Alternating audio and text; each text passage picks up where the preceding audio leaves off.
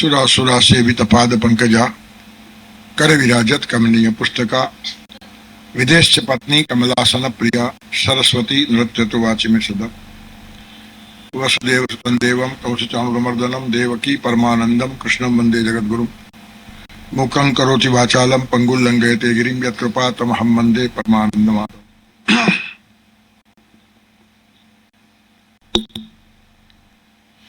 जन जागे तो ज सवार, नहीं तो घोर अंधारी रात। कहूं छू अजब अनोखी बात। कुकड़ो बोले रात सीधावे, वातन साची भ्रात। सोड़तानी सुतेला नरनु क्यांथी थाय प्रभात। जन जागे तो सवार, नहीं तो घोर अंधारी रात। कुकड़ाना बोलवाथी के सूरजना उगवाथी सवार थती नथी, अने थती होय तो बधानी एक साथे थवी जोईए। सूरज तो एक साथे ज एक ज समय उगे छे, पण छतां बधानी सवार अलग अलग होय छे। કેટલાક યોગીઓ હોય, સાધક હોય, એની સવાર તો 3:30 વાગે થઈ જાય। ઉત્તમા તારકો અપ્યત, હજી આકાશમાં તારા હોય ત્યારે સવાર થઈ જાય। કેટલાકની તારાઓ જાય અને સૂર્યનો ઉદય થાય એ પહેલા સવાર થાય। કેટલાકની સૂર્યનો ઉદય થાય ત્યારે સવાર થાય। કેટલાકની 9 વાગે થાય, કેટલાકની 10 વાગે થાય અને કેટલાક ભાગ્યશાળીની સવાર 12 વાગે પણ થાય। દરેકની સવાર અલગ છે। એનો અર્થ આપણે જાગ્યા ત્યારે સવાર। જન જાગે તો જ સવાર। જ્યાં સુધી આપણે જાગતા નથી સવાર થતી નથી। અને જાગવું એ બહુ અઘરું છે। ઉપનિષદમાં કહ્યું છે ઉત્તિષ્ઠત જાગ્રત પ્રાપ્ય વરાન નિબોધત। ઉત્તિષ્ઠત જાગ્રત, ઉઠો અને જાગો। હવે માણસ ઉઠીને જાગે કે જાગીને ઉઠે? પેલા માણસ જાગે અને આંખ ખુલે પછી ઉઠે ને, તો ઉત્તિષ્ઠત પહેલા કેમ લખ્યું? હિન્દીમાં પણ લખ્યું છે ઉઠ જાગ મુસાફિર ભોર, પહેલા ઉઠ અને પછી જાગ। અને આ લોકો કંઈ ગમે તેમ શબ્દો વાપરે નહીં। સંસ્કૃતના ઋષિઓ હોય કે હિન્દી સાહિત્યના સંતો હોય, પણ ઉઠવું એ શારીરિક ક્રિયા છે અને જાગવું એ માનસિક ક્રિયા છે। શરીરથી ઉઠેલા માણસો પણ મનથી જાગેલા હોતા નથી। ઊંઘમાં ચાલવાનો એક રોગ છે।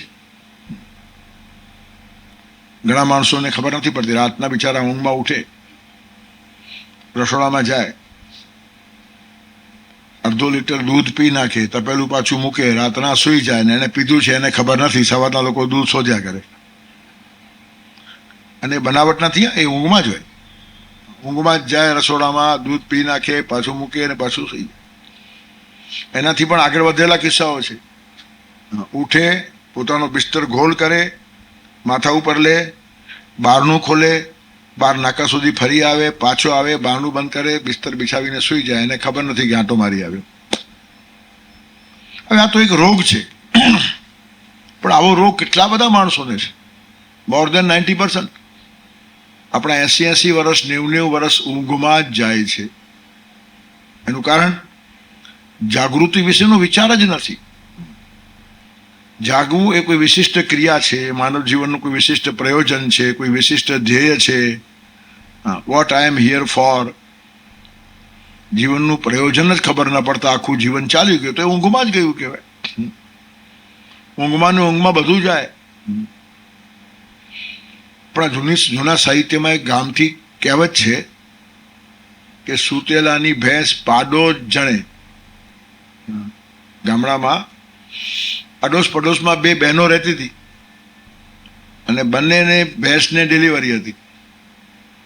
તો એક બેન તો નિરાંતે સૂઈ ગયા, જે હશે તે સવારે ખબર પડશે ને। એક બેન જાગતા રહ્યા કે નહીં, આપણે ભેંસની માવજત કરવી જોઈએ, આપણા ઘરની ભેંસ છે, આપણી વ્યક્તિ છે, પરિવારનું સભ્ય કહેવાય। તો એ જાગતા રહ્યા।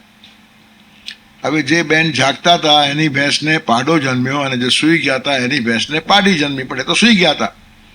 એટલે આ બેન પાડો ઉપાડીને ત્યાં મૂકી આવ્યા અને પાડી અહીંયા લઈ આવ્યા।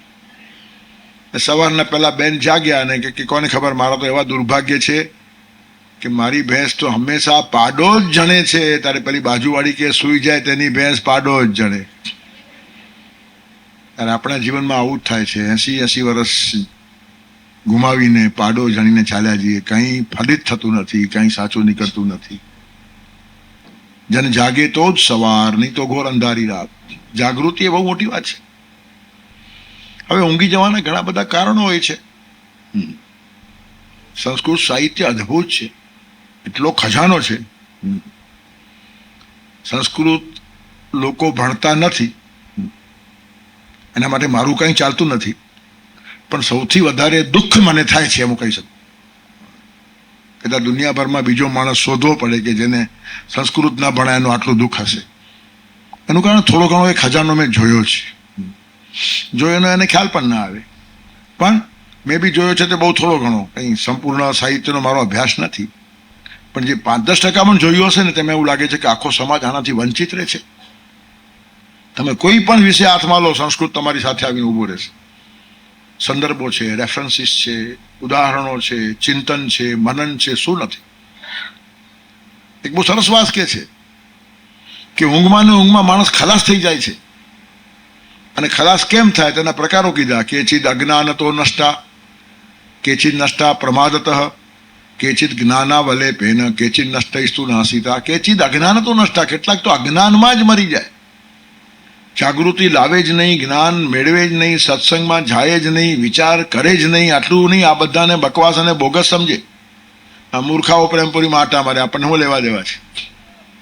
એવો વર્ગ છે, હા, બહુ મોટો હોય. અને એટલે જ તો મુંબઈની કરોડો ઉપરની વસ્તીમાંથી પણ અહીંયા આપણને 300-400 મળે છે, એ પણ ભાગ્ય છે. કોઈને પડી નથી. Nobody cares. શું છે એમાં, શું ફરક પડે છે? ખાઈએ છીએ, પીએ છીએ, ફરીએ છીએ, સુખી છીએ, નકામું હું હાંભળ કરવાનું. એટલે કેટલું ઘોર અજ્ઞાન છે. અહીંયા હું ઘણી વાર કહું છું, મિલ નામનો ચિંતક કહે છે કે I would like to be a dissatisfied Socrates than to be a satisfied pig. સંતોષી ડુક્કર થઈને મરી જવું તેના કરતાં અસંતોષી સોક્રેટિસ થવું સારું. ઉન્નત જીવનની કલ્પના તો કમસે કમ આવી જોઈએ, ક્યારેક જીવવાનું મન થાય. દૂધપાક બાસુંદી પીધા હોય ને તો ક્યારેક ગટરના પાણીનો કંટાળો પણ આવે, પણ જેને પીવા જ નથી મળ્યું એ ગટરના પાણીમાં કેવો ખુશ હોય. તેમ કેટલાય માણસો ખુશ હોય છે. આપણી 1-2 ફેક્ટરી છે, 1-2 બંગલા છે, 2-4 મોટરો છે, 2 છોકરા પરણી ગયા, 2 છોકરી પરણી ગઈ. ભયો ભયો ભયો ભયો, શું ભયો ભયો? વિકાસની કોઈ વાત જ નથી. બીજું કંઈ ઉન્નત જીવન છે પણ અંધારામાં જ જાય. અજ્ઞાન તો નષ્ટા, અજ્ઞાનમાં ને અજ્ઞાનમાં માણસ ચાલ્યો જાય. પણ બીજા કેટલાક માણસો પ્રમાદમાં જાય. પ્રમાદના 2 અર્થ છે, આળસ અને પ્રમાદ. 2 શબ્દો અલગ છે. પ્રમાદ આલસ્ય નિદ્રા બી ઘણી વાર મેં કહ્યું છે. ભગવાનને તો 2 શબ્દો વાપરે જ નહીં. પ્રમાદ આલસ્ય નિદ્રા બી તન નિબધ્નાતિ ભારત. પ્રમાદ અને આલસ્ય ગીતાએ 2 શબ્દો વાપર્યા. આળસ એટલે કરવા જેવું કામ ન કરવું તે આળસ, અને પ્રમાદ એટલે ન કરવા જેવું કામ કરવું તે પ્રમાદ. પ્રમાદી માણસો ભયંકર હોય. આળસ એ અફીણ છે, એના જ્ઞાનમાં માણસ સૂઈ જાય, પોતાનું બગાડે, બીજાનું બગાડે નહીં. અને પ્રમાદ એ મદિરા છે, દારૂ પીને તોફાન કરે અને સમાજને નુકસાન કરે. પિત્વા મોહમયીમ પ્રમાદ મદિરામ ઉન્મત્ત ભૂતમ જગત. પ્રમાદથી ઉન્મત્ત થાય માણસ. મદિરાપાન જેવું છે આ. આવા આળસુ અને સૂઈ રહેલા માણસો માટે ચીડાઈને માર્ક્સ કહે છે કે આ બધા અફીણિયાઓ છે. ધર્મને એને અફીણ કીધું. ધર્મ એ અફીણ છે, એના ઘેનમાં માણસો પડ્યા હોય, કંઈ વિચારવાનું જ નહીં, અને ધર્મમાં વિચારાય જ નહીં એમ પાછું પ્રસ્થાપિત કરવામાં આવે. ધર્મ એ શ્રદ્ધાનો વિષય છે. અહીંયા તો જે કે તે માનીને ચાલવાનું, તો જ તમે ધાર્મિક. એટલે અફીણિયા બધાને કરી નાખવાના, અને આમ ધૂણ્યા જ કરે, ધૂણ્યા જ કરે. અફીણિયા જેમ ધૂણતા હોય, કંઈ જાજી ભાન ન હોય. અને આવું હવે ધર્મમાં તમને રોજ આ તમાશાઓ જોવા મળશે. ધૂણીએ, નાચે, ફર્યા કરતા, કંઈ વિકાસ નહીં. આપણને ધર્મ અડતો જ નથી. અસ્પર્શ્ય ધર્મથી આપણે રહ્યા છીએ. તેથી માર્ક્સનો ગુરુ હેગેલ ઈશ્વરવાદી હતો, ભગવાનને ખૂબ માનતો હતો, અને એનો શિષ્ય અનિશ્વરવાદી થયો અને ધર્મને અફીણ કહેવા લાગ્યો. એનું કારણ શું? કે સમાજમાં ચાલતી ઘેલછા જોઈને ચીડાયો કે આ તો બધા અફીણિયાઓ છે, કે ધર્મમાં ઘૂસી ગયેલા અફીણિયાઓ કશું કરતા જ નથી. ભગવાન બધું કરશે, ભગવાન બધું કરશે. મંદિરમાં જઈને બેઠા હોય ને ભજનો ગાયા કરે. અસલમાં જા હરી તો દેલ ખાટલા વરી. કંઈ મહેનત કરવાની નહીં, કંઈ કામ કરવાનું નહીં. ભગવાન જે કરશે એ બધું સારું. અને એ હાઈટ જુદી છે. ઈશ્વરને સમર્પિત થયેલા માણસો જે બોલે તે સામાન્ય માણસો બોલવા લાગે. શંકરાચાર્યની ભાષા શંકર દારૂડિયો બોલે તો શું હાલત થાય? તેથી એક જે હાઈટ છે એ પકડાની ન હોય, ને પછી આ લોકો આવું કરતા હોય ત્યારે પેલું છીડાઈ ગયો અને લોકોને કહે છે કોઈ મંદિરમાં ભગવાન નથી, જે છે તારામાં છે, ઉઠ અને કામે લાગ. એટલે એનો વિરોધ ભગવાન સામે નહીં હતો, માણસો સામે હતો. પણ એ સમજવાની ક્ષમતા પણ સમાજ ખોઈ બેસે, અને પછી માર્ક્સને નાસ્તિક ઠરાવી નાખ્યો. પ્રત્યેક ક્રાંતિકારી અને સાચું કહેનાર માણસને નાસ્તિક ઠરાવવાની ધાર્મિક ફેશન છે. આપણને અનુકૂળ ના આવે એવી વાત કોઈ માણસ કહે તો એને કાં તો પાગલ ઠરાવી દો, કાં તો નાસ્તિક ઠરાવો, એટલે જાન છૂટી જાય. અરે જાન નહીં છૂટે, ખલાસ થઈ જાય જાન તમારી.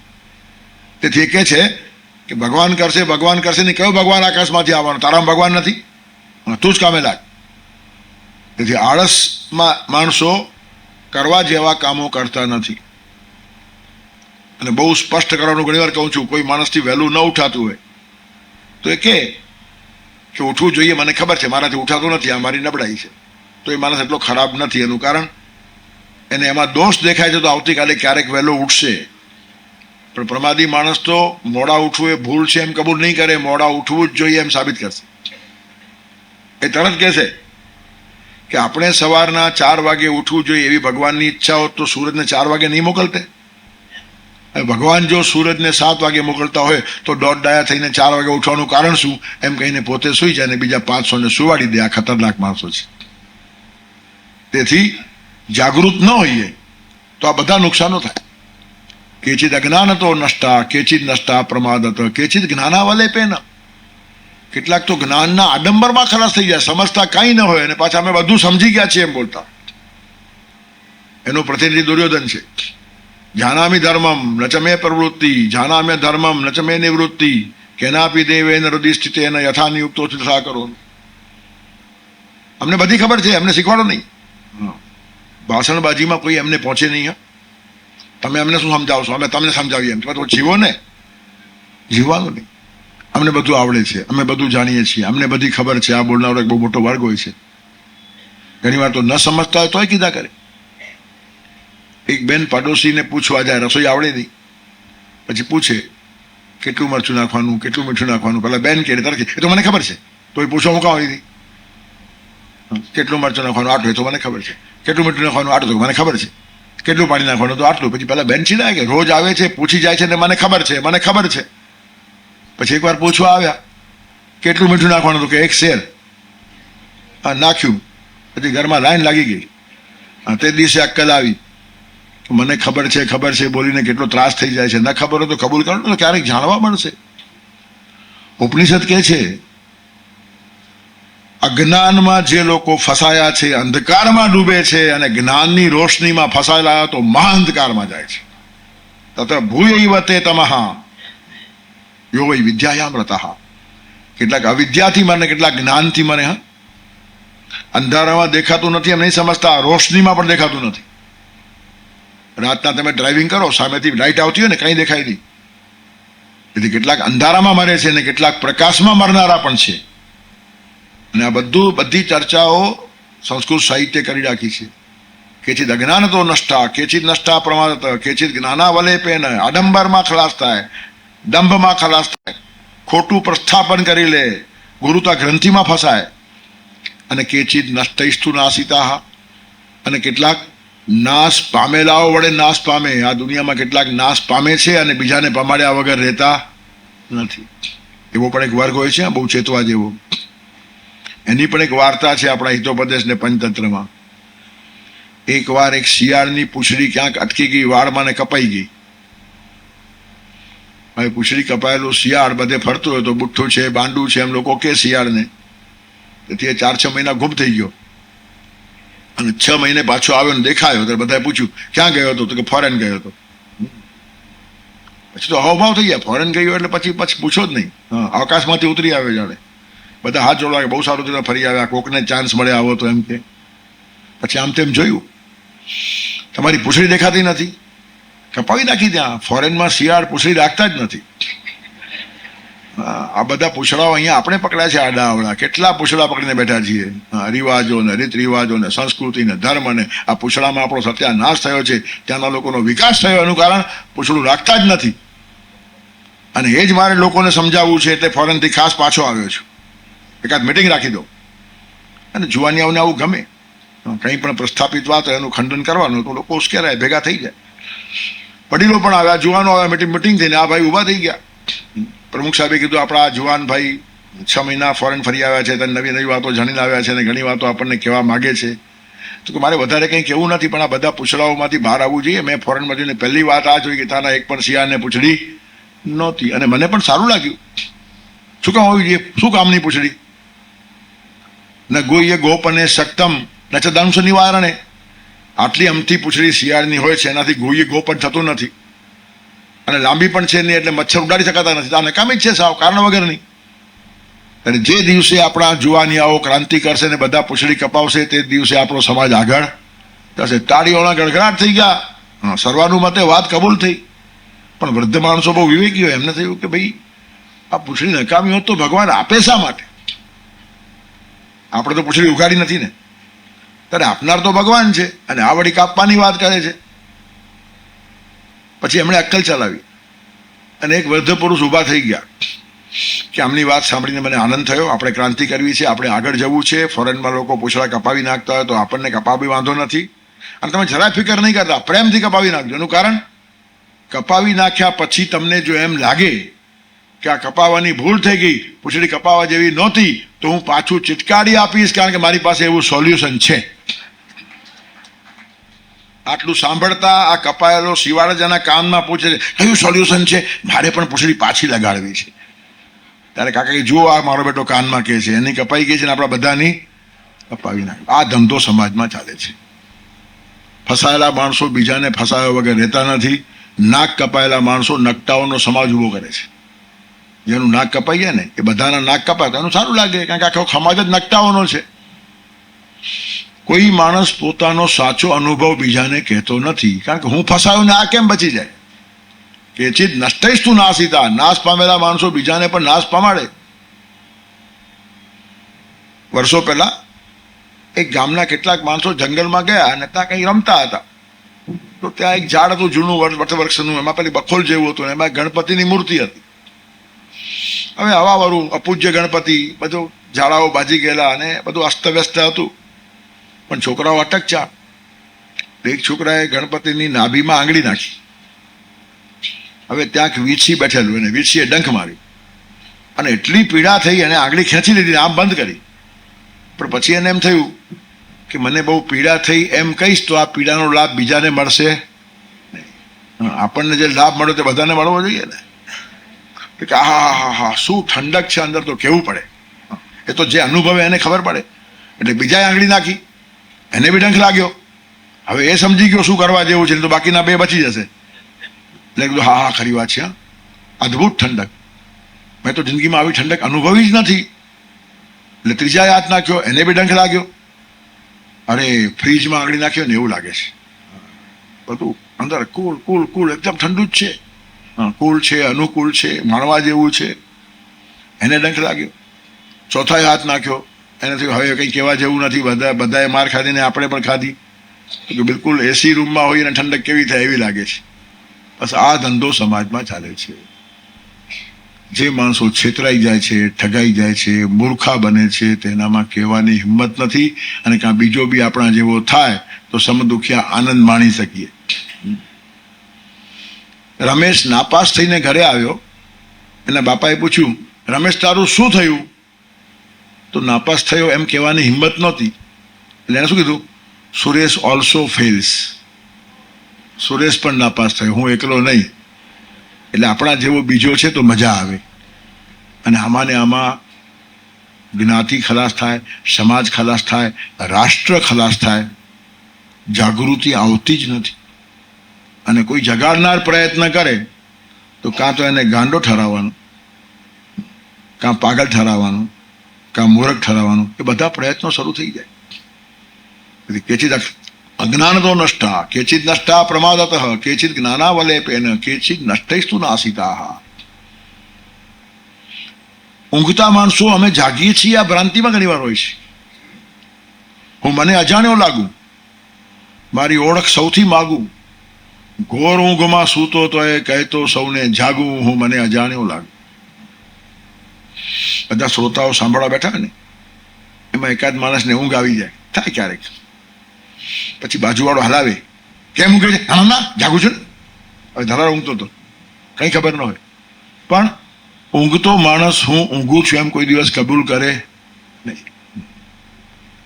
એક સ્કૂલની અંદર એક વિદ્યાર્થી ઇતિહાસના પીરિયડમાં સૂઈ ગયો.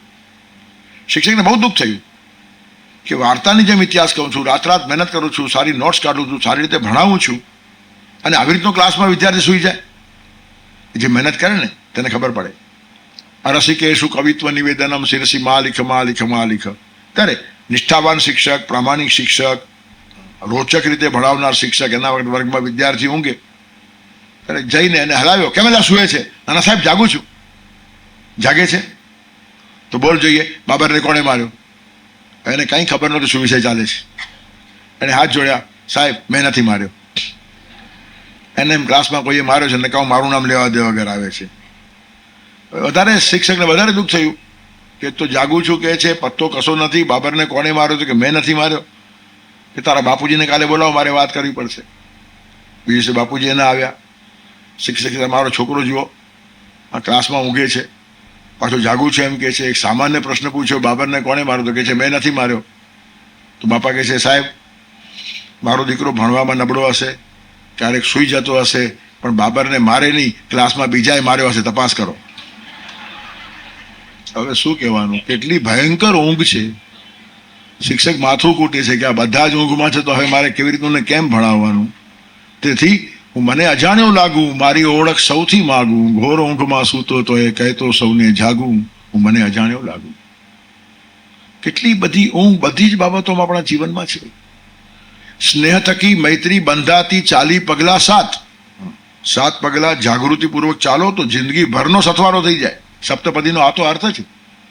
સ્નેહ થકી મૈત્રી બંધાતી 40 પગલા 7, પણ સ્નેહ શૂન્ય છે સાવ નકામો જીવનનો સંગાત. સ્નેહ જ ન હોય તો 7 પગલા નહીં 7 લાખ પગલા ચાલીને પણ ઠેકાણું પડતું નથી. ઘણી વાર કહું, લોકો ચપ્પલનું મેચિંગ જુએ, બ્લાઉઝનું મેચિંગ જુએ, ચાંદલાનું મેચિંગ જુએ, બંગડીનું મેચિંગ જુએ, ઘડિયાળનું મેચિંગ જુએ, પણ પતિ પત્નીનું મેચિંગ થતું જ નથી જિંદગી પર. હા, જે જોવા જેવું છે તે મેચિંગ છે જ નહીં. શું જોવાનું છે એ બહુ મહત્વની વાત છે. સ્નેહ થકી મૈત્રી બંધાતી 40 પગલા 7, સ્નેહ શૂન્ય છે સાવ નકામો જીવનનો સંગાત. એટલે આ બધા ઊંઘમાં પરણી ગયેલા માણસો છે. રામદાસ સ્વામીનું નામ હતું નારાયણ. એને લગ્ન મંડપમાં લઈ ગયા, પરણવાનો ટાઈમ આવ્યો અને ગોર મહારાજે કીધું સાવધાન, તો એ જાગી ગયા અને ભાગ્યા કે મારે નથી પરણવું. એ સાવધાન થઈ ગયા. પણ આપણે સાવધાન શબ્દ ગોર મહારાજ બોલે તે પણ સાંભળીએ, આપણે રિપીટ પણ કરીએ સાવધાન, અને છતાં આંખ મીચીને હલાવી રાખીએ. ઊંઘમાં ને ઊંઘમાં લગ્ન થાય ને ઊંઘમાં ને ઊંઘમાં આખો સંસાર જાય. સંસાર શા માટે એ પણ ખબર કેટલા માણસોને છે. સંસાર કરવો કે લગ્ન કરવા એ કોઈ સામાન્ય બાબત નથી. વિશ્વ સંચાલનનો એક મોટો નિયત ક્રમ છે. અનુસૂત ધારા ચાલતી રહે. પ્રજાતંતુમાં વ્યવચ્છેદ સિંહ લખેલું છે ઉપનિષદમાં. સમાવર્તન સંસ્કાર થાય ને, કોન્વોકેશન સ્પીચ જ્યારે ઋષિ આપે ત્યારે કેટલી બધી વાતો એમાં કહે છે. પણ બધું જ અંધારામાં જાય. મૈત્રી પણ અદ્ભુત હોવી જોઈએ. એક મૈત્રીની મિસાલ આપું. ચૈતન્ય મહાપ્રભુ ગૌરાંગ બહુ મસ્ત માણસ, ભગવાનની જોડે નાચનાર અને ભગવાનને નચાવનાર. કીર્તન ભક્તિનો આખો મહિમા એમણે ઉભો કર્યો. સંકીર્તન સંસ્કાર. એ ન્યાયશાસ્ત્ર ઉપર એક ગ્રંથ લખતા હતા, પણ શાંતિથી પોતાના ઘરમાં બેસીને, બહાર દેખાવ નહીં, શો નહીં. કેટલાક માણસો કામ જ કરે, એને શોમાં રસ ન હોય, અને કેટલાક માણસ કામ ઓછું કરે અને શો વધારે કરે, કારણ કે પહેલેથી જ એને પ્રસિદ્ધિને યશ ઉઘરાવી લેવો હોય. બીજો એક હતો રઘુનાથ, એમનો જ મિત્ર, એ પણ લખતો હતો, પણ એ જાહેરમાં લખતો હતો. એની ચર્ચાઓ પણ થાય, સંવાદો પણ થાય, બધાને ખબર કે આ માણસ લખે છે, અને આમનું શાંતિથી કામ ચાલે. એક દિવસ રઘુનાથ ચૈતન્યના ઘરે પહોંચ્યો. ચૈતન્ય લખવામાં એટલા તલ્લીન છે કે આ આવ્યો છે એને ખબર પડી નહીં. પોતાના લખવામાં મસ્ત હતા. સમાધિ લાગી. ખોવાઈ જાય માણસો. ખોવાયા વગર જગતમાં કશું મળતું નથી. કોઈ પણ વસ્તુની પછવાડે માણસે ભેખ લેવો જોઈએ, ખોવાઈ જવું જોઈએ, તો જ એમાંથી કશું સત્વ પ્રાપ્ત થાય. ત્યારે ખોવાઈ ગયેલો માણસ અડધો કલાક પાછળ ઉભા રહીને રઘુનાથ એ લખે છે ને આ વાંચ્યા કરે છે. અને વાંચતા વાંચતા એને એવું લાગ્યું કે શું અદ્ભુત લખે છે મારો મિત્ર. એની સામે મારું લખાણ તો સાવ તુચ્છ છે ને ફીકું છે. મને તો એમ લાગે છે મારે લખવું જ નહીં જોઈએ. આની પાસે કલમ છે, આની પાસે તાકાત છે, અને આપણને ખબર પણ નથી કે આ માણસ લખે છે. ખબર હોત તો હું લખત પણ નહીં. અડધા કલાક પછી હા, ગૌરાંગનું ધ્યાન ગયું, પાછળ જોયું, રઘુનાથ તું ક્યારે આવ્યો? ખાલી આવ્યો નહીં, ઘણી વારથી આવ્યો, અને તમારો ગ્રંથ પાછળ ઉભા ઉભા વાંચતો હતો, પણ તમે એટલા ખોવાઈ ગયા તમને ખબર બી નથી, પણ તમે અદ્ભુત લખો છો. મને એમ લાગે છે મહારાજે લખવું જ નથી. મારા જેવાએ તમારા ઉપર સરસ્વતીના 1000 હાથ છે, કૃપા છે. તમારા શબ્દોમાંથી ભગવાન ટપકે છે એવું મને લાગે છે. ભાષા છે, ભાવ છે, લય છે, બધું જ એમાં છે. વિચાર છે, ચિંતન છે, મારું ઘણું બધું ઉપર ચાલુ છે.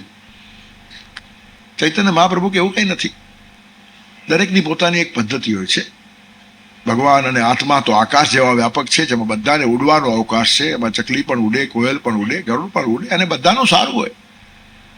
આવી રીતની કોઈ તુલના કે કમ્પેરિઝનનો સવાલ જ નથી. તું લખે છે એને પણ બહુ કિંમત છે. મેં પણ તારો ગ્રંથ થોડોક વાંચ્યો છે, અને આપણે ચર્ચાઓ પણ ઘણી વાર કરી છે, પણ હજી તે આટલું જ વાંચ્યું છે. આપણે ભેગા બંને ગ્રંથના બીજા પાનાઓ પણ વાંચીએ. ચાલો બહાર જઈએ, નૌકા વિહાર કરશું અને વાંચશું. ક્યાંક મારી પણ ભૂલ થઈ હોય તો તું અંગુળી નિર્દેશ કરશે ને તો મારી ભૂલ સુધરી જશે. જો કેટલી નમ્રતા છે. આટલો મહાન ગ્રંથ લખીને પણ બીજો માણસ જે વાંચે છે એ પણ જુએ ને એકાદ ભૂલ કાઢી આપે તો નીકળી જાય તો વાંધો શું છે? કોઈ પણ માણસને મોટા માણસો નાનો કે હલકો ગણતા જ નથી. આ તો એમની મોટાઈ છે. પછી બંને જાય છે, નૌકા વિહાર થાય છે, થોડુંક થોડુંક વાંચતા હોય છે. બરાબર નદીની વચ્ચે હોળી આવી કે ચૈતન્ય પોતાનો ગ્રંથ નદીમાં નાખી દીધો. હિપતાઈ ગયો રઘુનાથ કે આ શું કર્યું? આટલો અદ્ભુત ગ્રંથ, આટલો સારો ગ્રંથ તમે નદીમાં નાખી દીધો? અરે જગત આ જ્ઞાનથી વંચિત રહેશે. કેટલો મોટો ખજાનો મળતે અને તમને જગતમાં કેટલી પ્રસિદ્ધિ મળતે આ ગ્રંથથી. ત્યારે ચૈતન્ય બહુ સરસ કહે છે કે જગતની પ્રસિદ્ધિ કરતા મિત્રના ચહેરા ઉપરની પ્રસન્નતાનું મારા મન વધારે મૂલ્ય છે. તારી પ્રસન્નતા જોઈને હું ખુશ છું. પ્રસિદ્ધિ તો મળશે જ. ચૈતન્ય આજે પ્રસિદ્ધ જ છે. પ્રસિદ્ધિની આ લોકોને પડી જ નથી હોતી, કારણ કે પરમાત્માનો પ્રસાદ છે. કોઈ પણ બહારને આવીને મળી જાય એના માટે ફાંફા મારનારને મળતી નથી, અને ઈશ્વર આપે છે અને પ્રસાદ તરીકે મળી જ જાય છે. પણ મૈત્રીનો જે ભાવ એમણે જાણ્યો ને, અજોડ મૈત્રી છે. આવી રેર જોવા મળે. મિત્રના ચહેરા ઉપરની પ્રસન્નતા જોઈને જે મને આનંદ થાય છે ને, એ આખા જગતમાં પ્રસિદ્ધિ મળે તો પણ નહીં થાય. યોગેશ્વર પ્રસાદ જો પામું તો વિશ્વ પ્રશંસા તુચ્છ પ્રમાણું. રાખું છું અહમ અર્પણમાં, રહ્યો હું જ નથી હવે મુજમાં. એક કક્ષા એવી આવી જાય આ લોકોની. ચૈતન્ય મહાપ્રભુ થયા છે ગૌરાંગમાંથી, એમને એમ થોડા થયા છે. એમના ખાલી લેખનમાં મહત્તા નથી હોતી, ભાષણમાં મહત્તા નથી હોતી. સાચી મહત્તા એમના જીવનમાં સંતાયેલી હોય છે. તેથી સંત, ગુરુ, ઋષિ આ બધા જીવનનિષ્ઠ શબ્દો છે. ભાષાનિષ્ઠ કે ભાષણનિષ્ઠ શબ્દો નથી. જાગૃત માણસ કહેવાય. મિત્રના ચહેરા ઉપર વિષાદની રેખા જોઈને આ માણસ જાગી ગયો કે આ વિષાદ દૂર થાય અને પ્રસન્ન થાય ને તો જ હું જાગતો માણસ કહેવાઉં. કેટલા પ્રકારની જાગૃતિઓ હોય છે. બીજાના આનંદમાં મને રસ છે, બીજાના વિકાસમાં મને રસ છે, બીજાના પ્રસન્નતામાં મારો વિકાસ છે, અને એમાં જ ભગવાનનો પ્રસાદ મને મળે છે. મહાપુરુષ થવું ને ખાવાના ખેલ નથી. પોતાની પછવાડે સંતશ્રી નખી નાખવું સહેલું છે. સંતશ્રી થવા નાકમાં દમ આવે, જન્મારાઓ જાય. આજે ફેશન છે. હાલતા ચાલતા માણસો પાછળ સંતશ્રી લખે છે. અરે હોય ઘંટશ્રી. હા, અરે ધ્રુજારી છૂટવી જોઈએ. મારી પાછળ કોઈ સંતશ્રી લખે આટલા મને ઊંઘ ના આવ્યા કે આ શું સમજે છે આ લોકો? સંત એકનાથ, સંત નામદેવ, સંત જ્ઞાનેશ્વર, સંત કબીર ક્યાં ને આપણે ક્યાં? ક્યાં રાજા ભોજ ને ક્યાં ગાંગો તેલી. પણ શરમ લાગતી નથી. પોતાના નામની પાછળ પ્રેમથી લખે આત્મજ્ઞાની, બ્રહ્મજ્ઞાની. અરે ભાઈ, જે હશે તે દેખાશે, લખ્યા શું કામ છે? ટાઇટલ મારવા પડે. આ ફૂલ સુગંધી છે એમ કોઈ ફૂલ નીચે જોયું? આ ફૂલ સુગંધી છે લખ્યું હોય તો વેમ પડે, ઉલટાનો કે નથી. અને ઉપનિષદ તો કહે જ છે કે જે માણસ કહેતો હશે કે હું બ્રહ્મજ્ઞાની ને આત્મજ્ઞાની છું, તે તો નથી જ. બીજા હોય કે ન હોય, પણ આ તો નથી જ. મેં અહીંયા કીધેલું પણ છે.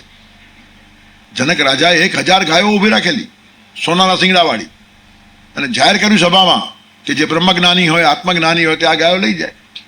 એક માણસ ઉઠ્યો નહીં, કારણ કે બધાએ વાંચેલા ઉપનિષદ કે જે કહેશે હું છું તે તો નથી જ. અરે કોઈની હિંમત નહીં ચાલી ઉઠવાની. આજે જનક રાજા એવી ભૂલ ના કરે, હા, કારણ કે હજારો ઊભા થઈ જશે. બધા પોતાને આત્મજ્ઞાની માનીને જ બેઠા છે. પણ એ કાળ એવો હતો. કહેનાર પણ જબરદસ્ત માણસ અને સાંભળનાર પણ પાત્રતા હોય તો જ ઉઠે, તો ઉઠે નહીં. છેવટે યાજ્ઞવલ્ક્ય ઉઠ્યા છે. એ પણ જુદી હિંમત છે. અને કહે છે પોતાના શિષ્યને કે હજાર ગાયો આપણા આશ્રમમાં લઈ જા. ત્યારે જનક કહે છે તમે બ્રહ્મજ્ઞાની છો, એ તમે સમજો. તમે કહ્યું છે બ્રહ્મજ્ઞાની હોય તો 1000 ગાયો લઈ જાય ને હું લઈ જાઉં છું. હવે શું છે તે તમારે સમજવું. આટલી આખર તમારી પાસે હોવી જોઈએ. આ કહેવાનો જ આશ્ચર્ય છે. કેટલી કક્ષાના ઊંચા માણસો હોય છે, પણ આપણને ટાઇટલમાં રસ છે, વિકાસમાં રસ નથી. 2-4 ટાઇટલ આપણી પાછળ લાગે એટલે મોટા થઈ જવાય. અરે કોઈ ટાઇટલની જરૂર નથી. સૂર્યને આગળ લખો તેજસ્વી સૂર્ય, સૂર્યને શરમાવા જેવું લાગે. સૂર્ય તેજસ્વી ન હોય તો શું હોય? આગળ લખો સુગંધી પુષ્પ, પુષ્પને ત્રાસ થાય. અરે હું સુગંધી છું જ, મારી પાસે આવશે અને ખબર પડશે જ કે મારામાં સુગંધ છે. સૂર્યમાં જે ફરવા નીકળશે એને તેજ અને પ્રકાશ દેખાવાના જ છે. એમાં ટાઇટલ છે ને લગાડવાના. પણ આ ટાઇટલનો કાર્ડ છે. दिखावे की दुनिया में महिमा है भारी, उसी में फंसी है ये जनता बेचारी, लिए आसरा झूठ का जी रहे हैं, खुदा जाने अब हम कहाँ जा रहे हैं. ટાઇટલ લગાડીને સૂઈ ગયેલા માણસો સમાજને શું જગાડવાના હતા? પોતે જાગૃત નથી. અને એટલા બધા ટાઇટલો તો થાકી જાય વાંચતા પણ. હું તો હસતા કહું જે ડબ્બાને ખેંચવા આટલા એન્જિન જોઈએ, ડબ્બો કેવો ભારી હશે. 10-20 વિશેષણો હોય. તમે બોલવા જાઓ તો ભૂલ થાય અને પાછા છીડાય. તમે 2 તો ભૂલી ગયા. અરે પણ એક યાદ રાખવા જેવું નહોતું. એટલે ક્યાં માણસો ફરે છે. વિકાસનો પત્તો જ નથી. જાગૃતિ ક્યાં સુધીની હોવી જોઈએ? મિત્રતામાં જાગૃતિ, વિકાસમાં જાગૃતિ, ધાર્મિક ક્ષેત્રમાં જાગૃતિ, સામાજિક ક્ષેત્રમાં જાગૃતિ, રાષ્ટ્રીય ક્ષેત્રમાં જાગૃતિ, બધે જાગૃતિની અપેક્ષા છે. જન જાગે તો સવાર. પણ જાગતા નથી, ઊંઘીએ છીએ અને જાગીએ છીએ એવા ભ્રમમાં હોઈએ છીએ. બહુ વર્ષો થયા. એક વાત મેં સાંભળેલી. એક પોલીસના ઘરમાં એક ચોર ઘૂસી ગયો. ચોર બધે જ જાય. ભગવાન જેવા છે. ભગવાન કોઈ પણ ઘરમાં કેમ જાય તેમ ચોર પણ જાય. પોલીસના ઘરમાં જ ગયો. બારીમાંથી અંદર કૂદ્યો. પોલીસની પત્ની જાગી ગઈ અને પોલીસને કીધું ઘરમાં ચોર આવ્યો છે, હું જાગું છું, ચિંતા નહીં કર. પત્ની જાગે છે તો પકડશે, હું જાગું છું. પેલા એ તો ચાવી લાગુ પાડીને તિજોરી ખોલી. તિજોરી ખોલી, બધો માલ બહાર કાઢ્યો. મને ખબર છે પત્નીને એમ કે ભાગે એટલે પકડશે. એનું કારણ મુદ્દા માલ સાથે પકડે તો જ ગુનેગાર સાબિત થાય. તો ફરવા આવ્યો તો એમ કહી દેતો. કાયદેસર પકડવું જોઈએ ને માણસને. ને મારા પતિ બહુ હોશિયાર છે. ત્યારે કૂદીને અંદર આવ્યો તો કે હું જાગું છું. બધો માલ ઘાસડીમાં બાંધ્યો તો કે મને ખબર છે. પછી જવા લાગ્યો બારી પાસે કે હવે તો એ જાય છે તો કે મારા ધ્યાનમાં છે. અને ચોર ચાલ્યો ગયો. પત્ની ચડાઈ ગઈ. સ્વિચ ઓન કરી, લાઇટ થઈ અને કહે છે તમે કહો છો હું જાગું છું, મને ખબર છે, મારા ધ્યાનમાં છે, અને આ ચાલ્યો ગયો તો પકડ્યો કેમ નહીં? તો કે sorry, I was not on duty. હું ફરજ પર નહોતો. બસ આ જ આપણે કરીએ છીએ. ભલે આ પોલીસના ઉપર આપણે હસતા હોઈએ, પણ સંસ્કારો ખલાસ થાય છે. અમે જાગીએ છીએ. વિકૃતિઓ વધતી જાય છે, અમને ખબર છે. સમાજનો સત્યાનાશ થાય છે, અમારા ધ્યાનમાં છે. કરો કંઈક. તો બધા જ કહે છે sorry, we are not on duty. તો ડ્યુટી પર છે કોણ? એકે માણસને આ પોતાની જવાબદારી લાગતી નથી. આટલો રામ ભરોસે થયું છે. રામ ભરોસે કામ સારું હોવું જોઈએ ખરેખર તો. ફોરેનના એક મિનિસ્ટર અહીંયા આવેલા, આખા ભારતમાં ફર્યા, બધું જોયા પછી કે હું નાસ્તિક હતો પણ આસ્તિક થઈ ગયો. એનું કારણ ભગવાન ન હોય તો આ દેશ ચાલે જ નહીં, એટલી વ્યવસ્થા છે. એને આસ્તિકમાં ફેરી નાખવા લોકો. એટલે કહેવાનું તાત્પર્ય, ઘોર સુસુપ્તિ દરેક ક્ષેત્રમાં આવીને ઊભી રહી છે. જન જાગે તો સવાર, નહીં તો ઘોર અંધારી રાત. જાગૃતિ અપેક્ષિત છે. જીવન વિકાસના બારામાં જાગૃતિ. ધર્મ તો કહે છે ઇહલોકના બારામાં જાગૃતિ ને પરલોકના બારામાં પણ જાગૃતિ. કેટલાક માણસો ઇહલોકમાં એટલા ફસાઈ ગયા છે, પરલોકનો વિચાર જ કરતા નથી. અને કેટલાક પરલોકવાદીઓ છે, ઇહલોકને સાવ ફેંકી દે. આ શરીરને કષ્ટ આપે, દેહ દેમન કરે. આ શરીર તો નાશ કરવા માટે જ છે, એને ભોગવવાનો નહીં, એમાં આનંદ દેવાના નહીં. પરલોક સારો થવો જોઈએ, પરલોક સારો થવો જોઈએ. જેનો ઇહલોક ખરાબ હોય તેનો પરલોક સારો કેમ થાય? જેનું વર્તમાન ખરાબ હોય તેનું ભવિષ્ય સારું કેમ થાય? જાગૃતિ અહીંયા જ રાખો. જેનું કર્મ જ ખરાબ હોય તેને ફળ સારું કેમ મળે? કર્મ એ વર્તમાન છે અને ફળ એ ભવિષ્ય છે. તમે વર્તમાનને જુઓ, ભગવાન કહે છે ભવિષ્ય હું જોઈ લઈશ. કર્મણ્ય વા અધિકાર હસ્તે મા ફલેષુ કદાચ. આનો સિમ્પલ અર્થ આ છે, કર્મની એવો અધિકાર, તમારો અધિકાર ખાલી કર્મમાં છે, ફળમાં તમારો અધિકાર નથી. ફળ નહીં મળશે એમ કહ્યું જ નથી. આપણને ગીતા વાંચતા જ નથી આવડતી. તારો અધિકાર કર્મમાં છે, ફળમાં મારો અધિકાર છે. તું તારા અધિકારમાં તારા પ્રાંતમાં પાછો નહીં પડ, મારા પ્રાંતમાં હું પાછો પડીશ નહીં. આટલું સ્પષ્ટ કહ્યું છે. તમે કર્મ કરો અને ફળ ન મળે એ બને જ નહીં. હું હંમેશા કહું છું, fruit is nothing but the natural result of air action. ફળ એ બીજું કશું નથી, તમારા કર્મનું સીધું પરિણામ છે. પણ તમે એમાં માથું ન મારો. એનું કારણ, ફળમાં માથું મારશો તો અડધું ધ્યાન ત્યાં ગયું અને કામ છે ને અડધા ધ્યાનથી થશે, અને અડધા ધ્યાનથી કામ સારું ન થાય. જે લોકો હાફ હાર્ટેડ કામ કરે છે એનું બાકીનું હાફ હાર્ટ ક્યાં ગયું? ફળમાં ગયું.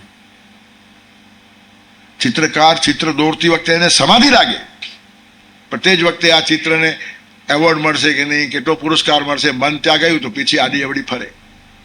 પણ ટોટલ સમાધિ લઈને જો કામ કરતો હશે ને તો એ ચિત્ર નિખરવાનું છે ને ઉઠવાનું જ છે. અને પછી તો જે પ્રસાદ મળશે પણ એને પોતાને કેટલી પ્રસન્નતા મળે છે. જે લોકો ફળ તરફ જુએ છે, ભવિષ્યમાં રમે છે, વર્તમાન ચૂક્યા. વર્તમાને ન કાળે ન પ્રવર્તન્તે વિચક્ષણાઃ. આ જ વાત ગીતા કહે છે. યા નિશા સર્વભૂતાનામ તસ્યામ જાગૃતિ સંયમી યસ્યામ જાગૃતિ ભૂતાની સા નિશા પશ્યતો મુને. જ્યાં સામાન્ય માણસો જાગતા હોય ત્યાં યોગીઓ સૂઈ જાય છે, અને સામાન્ય માણસો જ્યાં સૂઈ જતા હોય ત્યાં યોગીઓ જાગતા હોય છે. જ્યાં જગને રાત જ ભાસે છે ત્યાં ભારત ઉષા નિહાળે છે, અને જગના ખોટા ચમકારે ભારત તો પાટા બાંધે છે.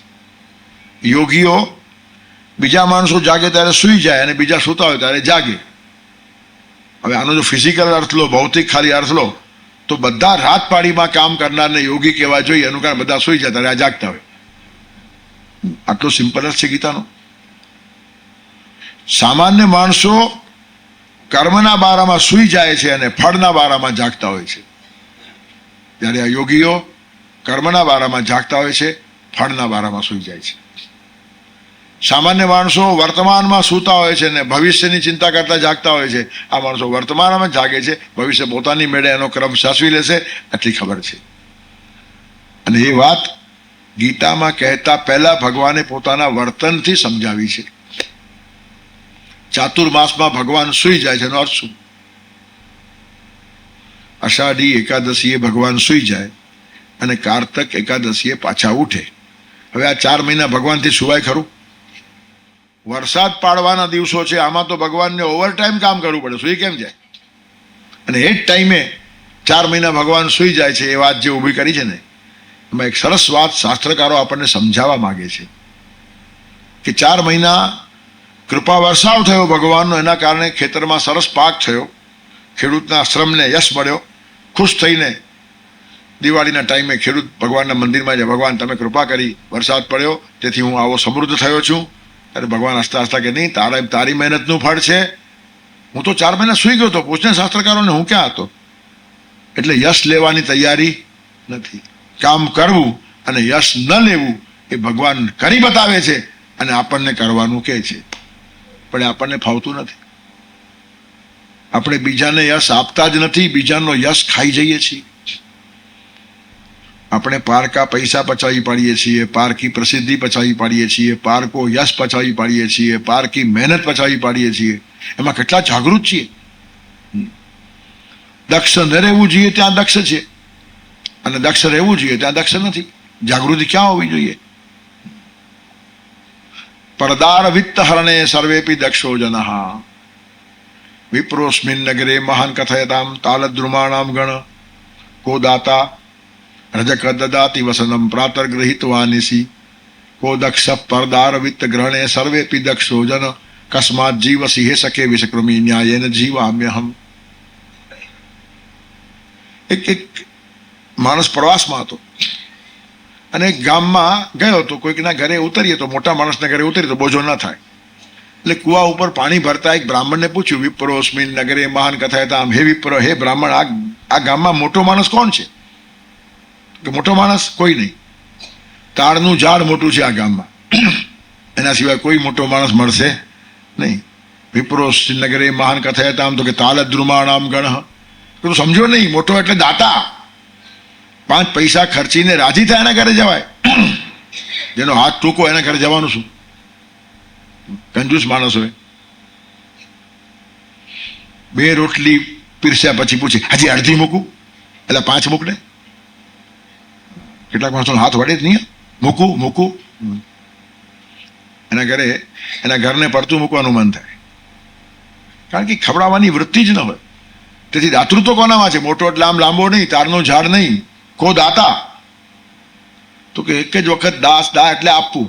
અમારા ગામમાં આપવું શબ્દનો પ્રયોગ એક જ વાર થાય છે. રજક દદાતિ વસનમ, ધોબી કપડાં આપે છે, એના સિવાય બીજી આપવાની વાત નથી. પણ એ બી ક્યારે આપે? સવારે લઈ જાય અને સાંજે આપે. એના સિવાય આપવાનો શબ્દ પ્રયોગ આ ગામમાં નથી. વિપ્રોસ્મિન નગરે મહાન કથયતામ, તો કે તાલદ્રુમાણામ ગણ, કો દાતા રજક દદાતિ વસનમ પ્રાતર્ગૃહિતવાનિસી. તો કે એમ નહીં, કો દક્ષ. તમારા ગામમાં જાગૃત કોણ છે? વિકાસને માટે, પરલોકને માટે, સારા કામોને માટે કોણ જાગૃત છે? જાગૃત કો દક્ષ. એ વાત સાચી. અમારા ગામમાં બધા જ દક્ષ છે. પણ શેમાં? પરદાર વિત્ત હરણે સર્વેપી દક્ષો જન. પારકા બૈરાને કેમ પડાવી જવા અને પારકો પૈસો હરામનો કેમ ખાઈ જવો, એમાં બધા જ દક્ષ છે આ ગામમાં. જાગૃતિ ક્યાં જોઈએ? લોકોને છેતરવામાં જાગૃતિ, લોકોને બનાવવામાં જાગૃતિ, એમાં હોશિયારી સમજવાની. અરે એવું પેટ તો કૂતરાઓ ભરતા હોય છે. સામાન્ય ગલુડિયાના મોઢામાંથી એકાદ રોટલો કૂતરો ખેંચી લે ને, તેમ સમર્થ માણસો સામાન્ય માણસોના રૂપિયા ખેંચીને શ્રીમંત થવાનો પ્રયત્ન કરે છે. ડૂબી મરવા જેવી વાત છે, શરમાવાની વાત છે. આમાં જાગૃતિ રાખવાની, લોકોને છેતરવામાં, લોકોને લૂંટવામાં, લોકોને બનાવવામાં, અને એમાં પોતાની હોશિયારી સમજવાની. અરે શરમથી મોઢું કાળું થવું જોઈએ કે આટલો હલકો હું થયો છું. છેતરપિંડીના પૈસા ખાઉં છું, હરામના પૈસા ખાઉં છું, ધર્માદાના પૈસા ખાઉં છું. કેટલાક જાગૃત માણસો હોય છે. ઘણી સંસ્થામાં હું જાઉં છું, ટેબલ ઉપર ચા લાવીને મૂકે, પોતે ચા ના પીએ. તમે પણ પીઓ? તો કે નહીં, તમે મહેમાન છો, અમે રોજના છીએ, સંસ્થાની રોજની ચા પીવાય નહીં. અને બહુ આગ્રહ કરીએ, તમે નહીં પીઓ તો અમે પણ નહીં પીએ. કંપની જોઈએ, ચા સાથે જ પીવાય. ચા માટે કહેવાય છે ચાલો અડધી પીએ, દૂધ માટે કોઈ ના કે અડધું પીએ. ચા છે ને મૈત્રીનું પીણું છે. રસ્તે હાલતા માણસો કે અડધી પીએ, પછી આપણે બહુ આગ્રહ કરીએ ને તો બિચારો પીએ, પણ ગલ્લામાં 10 રૂપિયા કે 100 રૂપિયા નાખી દે એક કપના. એનું કારણ સંસ્થાનું ખવાય નહીં. આ જાગૃત માણસ કહેવાય. અને આ તો કરોડો રૂપિયા સંસ્થાના હજમ કરી જાય અને કોઈને ખબર ના પડે. આટલા દક્ષ અને જાગૃત માણસો થયા છે. જાગૃતિ ક્યાં જોઈએ? જન જાગે તો જ સવાર, નહીં તો ઘોર અંધારી રાત. કુકડો બોલે રાત સીધાવે, વાત ન સાચી ભ્રાત. 100 તાણી સુતેલા નરનું ક્યાંથી થાય પ્રભાત.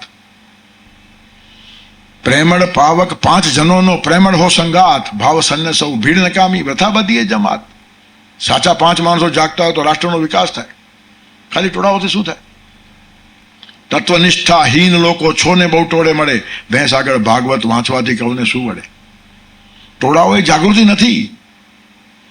તમારા કોઈ ચમાસામાં 5 લાખ માણસો ભેગા થયા, જાગૃતિ છે. થઈ જાય વખરા ગેટાઓ. સિંહ કેટલા એમાંથી?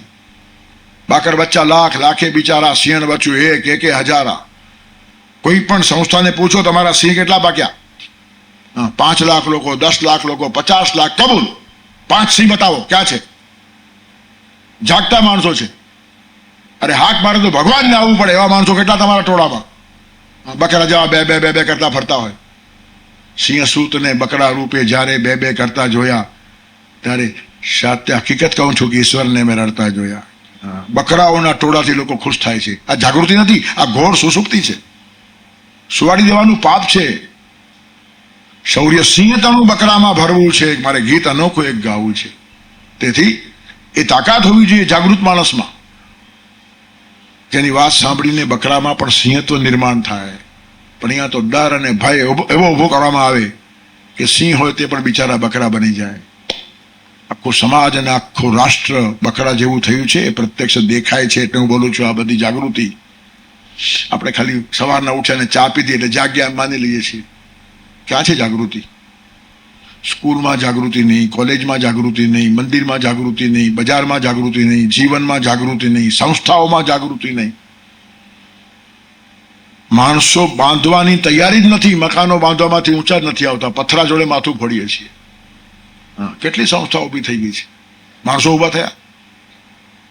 કઈ સંસ્થાએ કેટલા માણસોનું પ્રદાન કર્યું. આ સંસ્થા ઊભી થઈ એમાંથી આટલા માણસો નીકળ્યા છે જે ભેખ લઈને ઊભા છે. રાષ્ટ્રને નંદન બનાવવાને માટે લોહીનું ટીપું ને ટીપું ખર્ચનાર માણસ છે. તો એ જાગૃત સંસ્થા કહેવાય. ના, અમારી સંસ્થામાં 10 કરોડનું ફંડ છે, માર નાક જેવો બેસ ઉપર. રૂપિયાના ફંડથી સંસ્થાઓ નથી ચાલતી, જીવનથી સંસ્થાઓ ચાલે છે. ગૌરવના માણસો છે. 300 કરોડ ને 500 કરોડ ને 1000 કરોડ ને 2000 કરોડ શું કરવાના છે? કરોડો રૂપિયા ભેગા થયા પણ એક માણસની કરોડરજ્જુ તૂટી ગઈ છે. આવા માણસોથી શું કામ થવાનું હતું? તમારા કરોડ રૂપિયા માણસની કરોડરજ્જુ ઊભી કરવામાં વપરાવા જોઈએ. કેટલા માણસોને ઊભા કર્યા, કેટલા માણસોને જીવન આપ્યું, કેટલા માણસોને ખરેખર જગાડ્યા, કેટલા માણસોને સાચા અર્થમાં ઈશ્વરાભિમુખ કર્યા છે. અરે તમે પોતે જ ઈશ્વર વિમુખ છો અને આખા સમાજને ઈશ્વર વિમુખ કરો છો, અને તમે ધર્મના નામે. આના કરતા ભયંકર સુસુપ્તિ બીજી કઈ હોય? અરે બીજે પાપ કરો તો ધર્મમાં ધોવાય, પણ ધર્મમાં જ પાપ કરો ધોશો ક્યાં તે પણ ખબર નથી પડતી.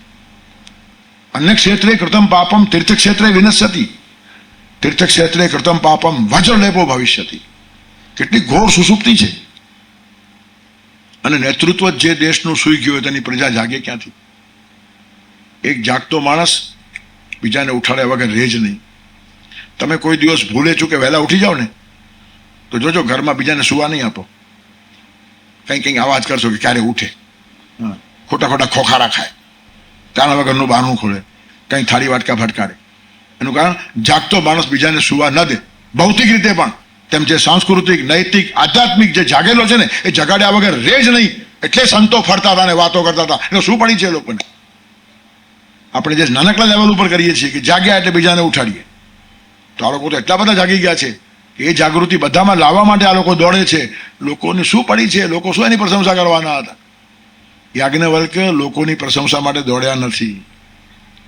સંત તુલસીદાસને પૂછ્યું શું કામ આટલી દોડધામ કરો, શું જોઈએ? તો કાંઈ જોઈતું નથી. ભગવાનના મોઢામાંથી એક વાત સાંભળવી છે, એક બાર કહો તુલસીદાસ મેરા, બસ. રામ મને કહી દે તુલસીદાસ મારો, પછી મને શું જોઈએ? આના કરતા કશું જોઈતું નથી. આ જાગી ગયેલા માણસો છે. પ્રસિદ્ધિ અને પ્રશંસા ઈચ્છનારા સૂતેલા માણસો છે. અને એમને સુવાડનારા પણ બહુ ડાયા હોય છે. વખાણ કરીને એવા સુવાડી નાખે પૂછો જ નહીં. તે જ વખતે જાગૃત રહેવાની જરૂર છે. આપણી લોકો જ્યારે પ્રશંસા કરે ને ત્યારે જાગૃત થઈ જાઓ. એકાદશ્યામ વિશેષેણ કર્તવ્ય ભોજનદ્વયમ રાત્રૌ જાગરણમ કુર્યાત દિવાચ હરિકીર્તનમ. એકાદશીએ 2 કામ કરો. હવે લોકો સમજે નહીં, અર્થનો અનર્થ થાય. એકાદશ્યામ વિશેષેણ, વિશેષ કરીને એકાદશીએ કર્તવ્ય ભોજનદ્વયમ, 2 વાર ભોજન કરવું, આવો અર્થ કરે. ભોજન નથી, ભો અને જન અલગ છે. સંસ્કૃતમાં સંબોધન કરવું હોય ને તો ભો બોલાય. ભો રામ મામ ઉદ્ધર, હે રામ મામ ઉદ્ધર. તો એકાદશીએ હે માણસો ભોજન, પણ લોકો ભોજન બહુ કરી નાખે. એકાદશીએ 2 વાર જમવું અને પછી બધા જમવા જ લાગે. એમાં વાંધો કે છે, આપણે તૈયાર છીએ જમવામાં. એકાદશ્યામ વિશેષેણ કર્તવ્યમ ભોજનદ્વયમ, 2 વાતો કરવાની. રાત્રૌ જાગરણમ કુર્યાત અને દિવાચે હરિકીર્તન. દિવસે ભગવાનનું કીર્તન કરો, ભગવાનનું કામ કરો, સારા કામ કરો, અને રાતે જાગો. શા માટે? અહંકાર ઘૂસી ન જાય. કામ કર્યું છે તો રાતના ચિંતન કરો અને ભગવાનને કહો મેં કર્યું એમ જે હું માનતો હતો ને એ મારો અવિનય છે. અવિનય મપનય વિષ્ણુ સમય મન દમય મગતો વિષય મગતો સ્નામ. વિનયથી સુઈ જાઓ, ભગવાનને બધું સમર્પિત કરીને સુઓ કે જેથી અહંકાર ઘૂસી ન જાય. બહુ જાગૃત. કોઈ આપણી આરતી ઉતારે ને ત્યારે જાગૃત થઈ જવું જોઈએ કે આરતી તો આપણી એ ઉતારે છે પણ ઉતરી આપણે જઈએ છીએ. અને એવા કેટલા બિચારા ઉતરી જાય ખબર નથી, ઉતરાવ્યા જ કરે છે.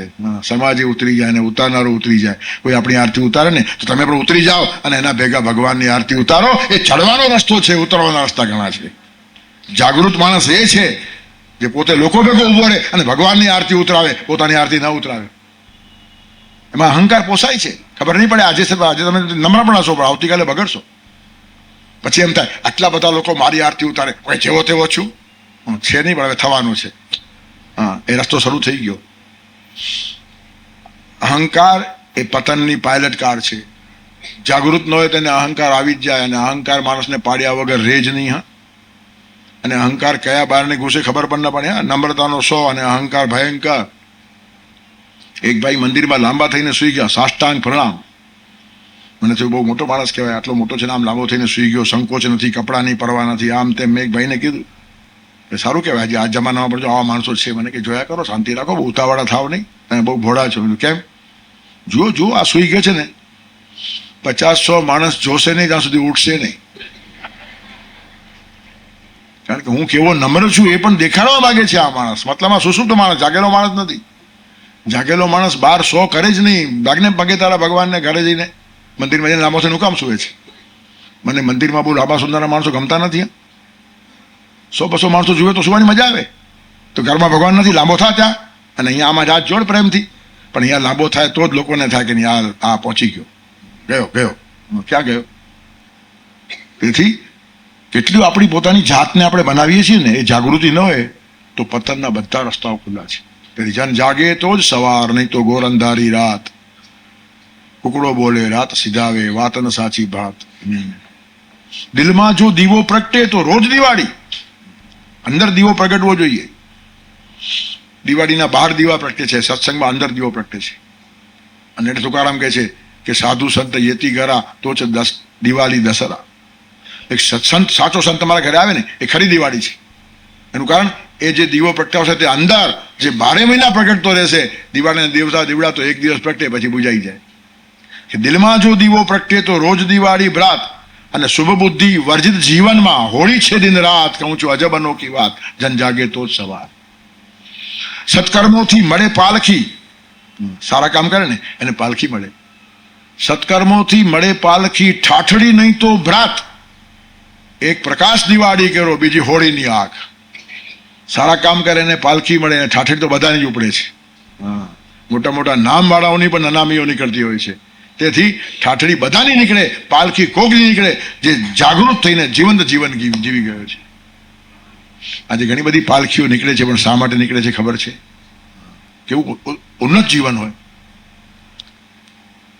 વાઇબ્રેશન્સ જ એટલા પાવરફુલ હોય. સમાજમાં જીવતો જાગતો ફરતો જગમ તીર્થ છે. કાશીમાં તમારે સ્નાન કરવા જવું પડે, આ ગંગા તમારા બારણે આવીને ઊભી રહે, ખબર પણ નહીં પડે. હિમાલયમાં સાધના કરવી પડે, આ તમને સાધનાનો માર્ગ તમારી પાસે બેસીને શીખવાડી દે. કલ્પવૃક્ષ તમારી ઈચ્છાઓ પૂરી કરે, આ તમને ઓછી ઈચ્છાઓ કરવાનું શીખવાડે છે. વધારે ઈચ્છાઓ તો ખલાસ થઈ જાય. પ્રજાતિ યદા કામાન સર્વાન પાર્થ મનોગતાન આત્મને વાત્મના તુષ્ટ સ્થિત પ્રજ્ઞસ્ત લોચ્યતે. એ જાગૃત માણસ કહી શકે. અને આવી રીતની જાગૃતિ આપણા જીવનમાં આવે ને, એટલા માટે આ સત્સંગ છે, એટલા માટે આ કીર્તન છે, એટલા માટે આ વ્યાખ્યાનો છે, એટલા માટે આ પ્રવચનો છે. એ તમાશા નથી, એ દેખાવ નથી, એમાં પ્રસિદ્ધિની વાત નથી, એમાં આપણા વૈભવનું પ્રદર્શન નથી, કશું જ નથી. સીધી સિમ્પલ વાત છે. કોઈ પણ સાચી વાતને સમજી લઈને જીવનમાં આત્મસાત કરવાનો ચાલતો રહેલો પ્રયત્ન, તેના માટેની પ્રેરણા અને પ્રોત્સાહન જ્યાંથી મળે એનું નામ સત્સંગ. અને આવો સરસ સત્સંગ કંઈક અંશે, ભલે સંપૂર્ણ નહીં, પણ પ્રેમપુરીમાં થાય છે તે હું જોઉં છું. લોકો જાગતા જાય છે. મારી વાતને સમજે છે, નાની વાત છે, નહીં તો આ વાત લોકો સમજે નહીં. હું ઘણી વાતો બધી એવી કરું છું, કેટલાક માણસો ઉઠીને ચાલતા પણ છે, પકડાય નહીં. પણ ધીરે ધીરે ધીરે ધીરે કેટલીક વાતો પકડાતી જાય, અને વિકાસ માટે બહુ જરૂરી છે.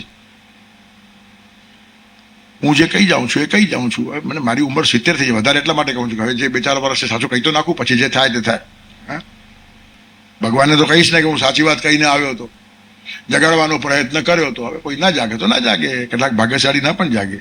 12 વાગે ઉઠનારા માણસો પણ 12 વાગે ઉઠે તો આપણને આનંદ છે, ઉઠ્યો તો ખરો. હા, તેથી જાગૃતિનો પ્રયાસ એટલે સત્સંગ. તો આવી એક સરસ જાગૃતિ આપણા બધાના જીવનમાં આવે. કમસે કમ પોતાની જાતને ન છેતરીએ, સમાજને ન બનાવીએ. ભગવાનની આંખમાં ધૂળ નાખી જ શકાતી નથી, તો નાખી શકાય એવા બ્રહ્મા ન રહીએ, અને વિકાસને માર્ગે આગળ વધીએ એવી સન્મતિ આપણને સાંપડે, એ પ્રાર્થના સાથે વાણીને વિરામ આપીશ. સર્વેત્ર સુખિનઃ સંતુ, સર્વે સંતુ નિરામયા, સર્વે ભદ્રાણિ પશ્યન્તુ, મા કશ્ચિત દુઃખમાપ્નુયાત.